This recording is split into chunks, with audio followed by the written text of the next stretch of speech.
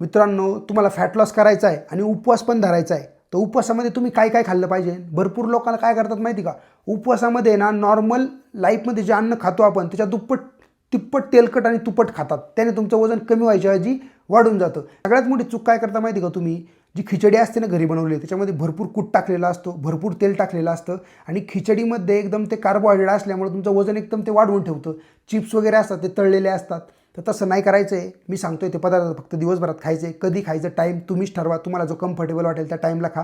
फक्त मी सांगतोय तेच पदार्थ तुम्हाला खायचे. व्यवस्थित रील सेव्ह करून ठेवा. तुम्हाला उपवास असल्याच्या दिवशी रील फक्त ओपन करायची आणि मी सांगतोय ते पदार्थ पाहायचे. तुम्ही दूध पिऊ शकता, तुम्ही दही खाऊ शकता, तुम्ही रताळू खाऊ शकता, तुम्ही खिचडी खाऊ शकता, पण ती दुपारीच खायची आहे. ती कमी तेलात कमी कुटात बनवलेली पाहिजे नाही. तुम्ही भगरीचा भातसुद्धा खाऊ शकता. आणि ज्या लोकांना भरपूरच एकदम स्ट्रिक्ट डाएट करायचं आहे ते फ्रूटसुद्धा खाऊ शकतात. आता हे सगळे पदार्थ तुम्ही खाऊ शकता उपवासाच्या दिवशी. याच्या पलीकडे तुम्ही जास्त कोणतेही पदार्थ उपवासाच्या दिवशी खाऊ नका. ते तुमचं वजन वाढवायचंच काम करणार आहे. तुमचं वजन कमी होईल आणि तुमचं वजन वाढणार पण नाही आणि उपवास पण तुम्हाला घडणार आहे.